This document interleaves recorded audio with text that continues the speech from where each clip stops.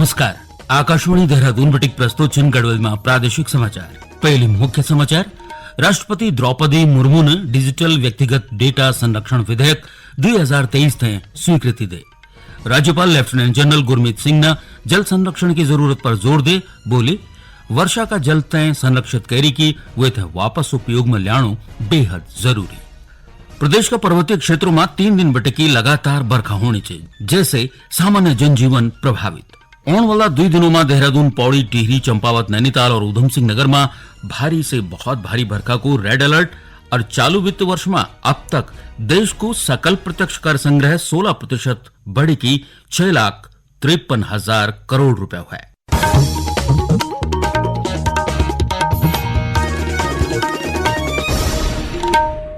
समाचारों का दगड़ी में विनय ध्यानी. अब समाचार विस्तार से. राष्ट्रपति द्रौपदी मुर्मू ने digital personal data protection bill 2023 DPDP bill तय संसद का 2 सदनों से पारित होने का बाद अपन मंजूरी दयाल. डीपीडीपी विधेयक 9 अगस्त तक राज्यसभा द्वारा सर्वसम्मति से पारित करे गया है, जबकि लोकसभा में 7 अगस्त तक ध्वनि मत से ये विधेयक तक पारित करे गया है. विधेयक को उद्देश्य आम लोगों का व्यक्तिगत डेटा तय सुरक्षित रखण और ये का प्रबंधन का वास्ता कानून बनाण. राज्यपाल लेफ्टिनेंट जनरल गुरमीत सिंह ने वर्तमान समय में जल संरक्षण तय अत्यंत आवश्यक बताया. उन बोली कि वर्षा का जल तय संरक्षित करी की वे वापस उपयोग में लाणु बहुत जरूरी है. राजभवन में वर्षा जल संरक्षण प्रणाली का कार्यों तय लोकार्पण करद राज्यपाल ने बोली कि पानी की बचत करो हर व्यक्ति की जिम्मेदारी है. उन बते कि राजभवन में जल संरक्षण का वास्ता टैंक बनाया है और यूं से बसगाल में पानी को संग्रहण करे जा सकल. ध्यान देने वाली बात है कि राजभवन में वर्षा जल संग्रहण प्रणाली का अंतर्गत बरखा को पानी संरक्षित करने का वास्ता 200 किलोलीटर क्षमता को टैंक को निर्माण कर्યું. ये में हर साल 21.78 लाख लीटर वर्षा जल उपलब्ध हों, जैसे प्रतिवर्ष 8.4 लाख लीटर वर्षा जल भूगर्भीय जल स्तर में बढ़ोतरी होने की उम्मीद है.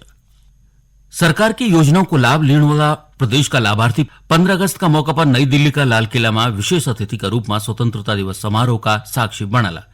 लगभग 1700 लोगों तय प्रतिष्ठित स्मारक की प्राचीर से प्रधानमंत्री नरेंद्र मोदी का राष्ट्र का नाम संबोधन सुनने का वास्ता आमंत्रित कर्યું. ये दौरान विशेष अतिथियों तय नई दिल्ली में राष्ट्रीय युद्ध स्मारक और प्रधानमंत्री संग्रहालय देखने को भी मौका मिलल.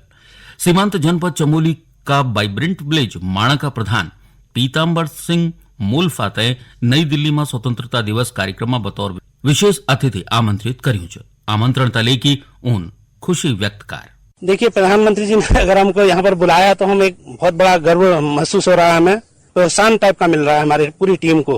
एक मैं वहाँ पर जा रहा हूँ, मेरी मिसेज वहाँ पर जा रही हैं, तो लेकिन उससे बहुत हमें गर्व महसूस हो रहा है और आगे हम इस कार्य को करने के लिए अति उत्साहित हैं और भी हम मेहनत करेंगे. इसमें सारी टीम हमारी मेहनत करेगी. नैनीताल जिला का कोटाबाग का दिनेश चंद्रा त्रिपाठी 521 किसानों का दगड़ी किसान उत्पादक संगठन चलन दिन ऊते नई दिल्ली में स्वतंत्रता दिवस समारोह में विशेष अतिथि का रूप में बुलाયું છે. ये पर वो बहुत उत्साहित है. वाइब्रेंट विलेज योजना के अंतर्गत सीमावर्ती ग्राम पंचायतों के प्रधानों को हमारे देश के यशस्वी प्रधानमंत्री श्री नरेंद्र मोदी जी द्वारा स्वतंत्रता दिवस के अवसर पर बुलाया गया है. हम सीमांतवासी अपने को बहुत गौरवान्वित महसूस कर रहे हैं. रक्षा मंत्री राजनाथ सिंह ने पूर्व सैनिकों का कल्याण और उनका जीवन यापन आसान बनाने की नीति तय उच्च प्राथमिकता दिन पूर्व सैनिकों की कई कल्याणकारी योजनाओं में धनराशि की वृद्धि करी. पूर्व सैनिकों की विधवाओं का वास्ता व्यावसायिक प्रशिक्षण अनुदान का अंतर्गत वित्तीय सहायता 20,000 रुपया से बढ़ा की 50,000 रुपया कर दिए गए. गैर पेंशन भोगी पूर्व सैनिकों या उनकी विधवाओं तय चिकित्सा अनुदान 30,000 से बढ़ा की 50,000 रुपया कैरियाल.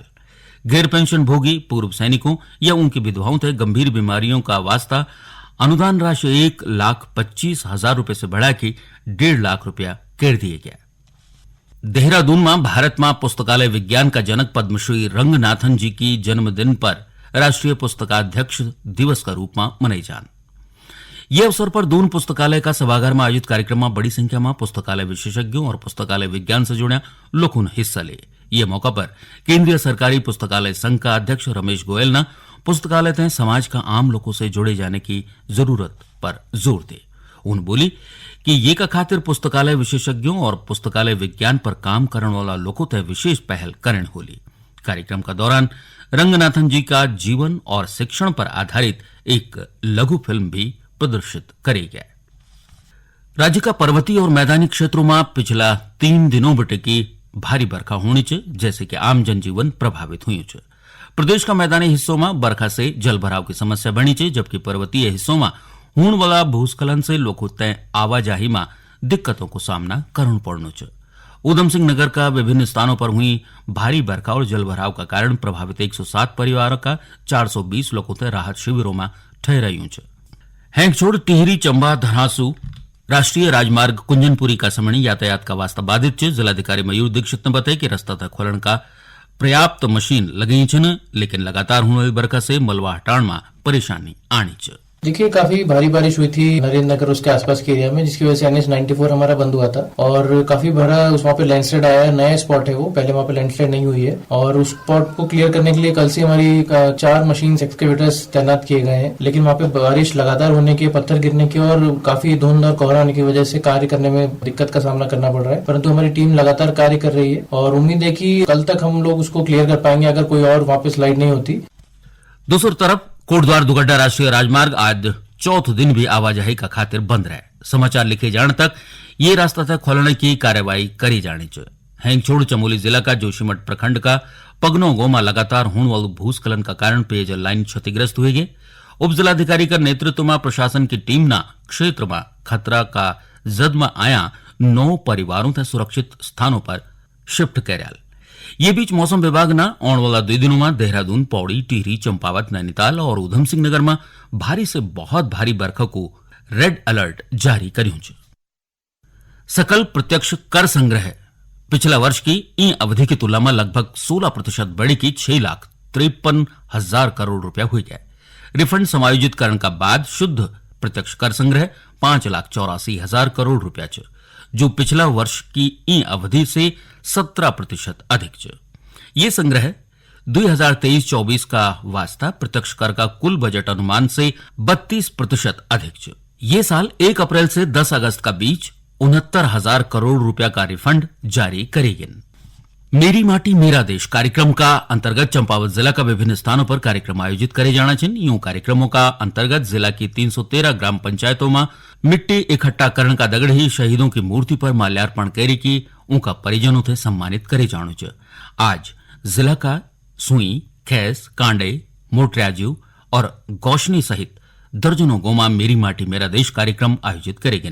जिला का मुख्य विकास अधिकारी राजेंद्र सिंह रावत ने बताया कि कार्यक्रम का अंतर्गत पंचायतों में सेनानियों, शहीद, अर्धसैनिक बल और पुलिस का जवानों को शिला पटल बनाया और ध्वजारोहण करे की पौधारोपण करेगा। मेरी माटी मेरा देश के अंतर्गत हमारे 313 ग्राम पंचायत एवं 4 नगर पालिका और पंचायतों में 9 से लेकर 15 तक कार्यक्रम स्टार्ट हो गए हैं। अभी तक हमने 41 ग्राम पंचायतों में कार्यक्रम प्रारंभ करा दिया गया है। इसके अंतर्गत ग्राम पंचायतों में या नगर पालिका पंचायतों में जो हमारे शहीद हुए हैं, चाहे वो सैनिक हो, अर्धसैनिक बल हो, पुलिस के जवान हो, उनके नाम लिखे जाएंगे, शिलापटल बनाया जाएगा, उसमें नाम लिखे जाएंगे। इसके साथ साथ वहाँ पे शपथ होगी और पूरे ग्राम पंचायतों की मिट्टी कलश में एकत्र की जाएगी और उसको पहले विकास खंडों में लाई जाएगी, उसके बाद उसको दिल्ली भेजा जाएगा। इसके साथ साथ वहीं पे झंडारोहण भी हमारा हो रहा है, वृक्षारोपण का कार्यक्रम हो रहा है।